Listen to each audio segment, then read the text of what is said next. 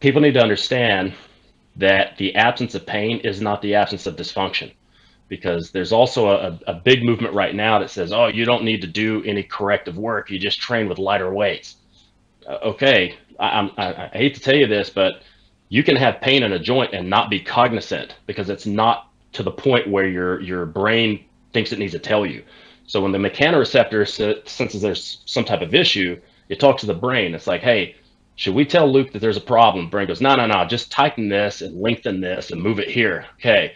Eventually, it runs out of room to do anything, and the brain goes, okay, we need to tell Luke now. And you're like, oh shit, what is that? That wasn't there yesterday. It was. Yeah, now my joint's like jamming up against itself and it's locked up. I've decreased my range of movement and I've created some muscular imbalances and dysfunction. Now I'm loading that joint through a misaligned position.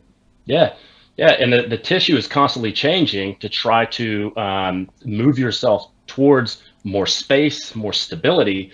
But sometimes to get there, you're creating other dysfunctions. So then when you try to move a certain way, now you don't own that range anymore. You can't get there.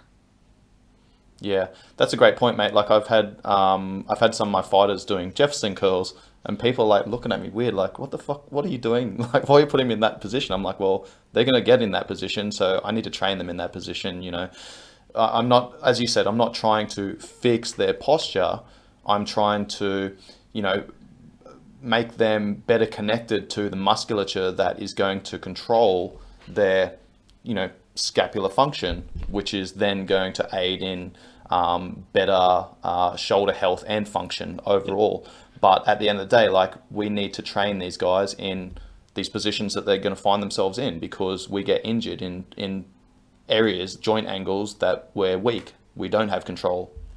Yeah, look, if you think about grapplers and MMA guys, you're going to be put in, if you get stacked, you're going to be put in lumbar flexion, whether you like it or not, with somebody on top of you. So you better have good stability, control, strength, and flexion tolerance, or you're done.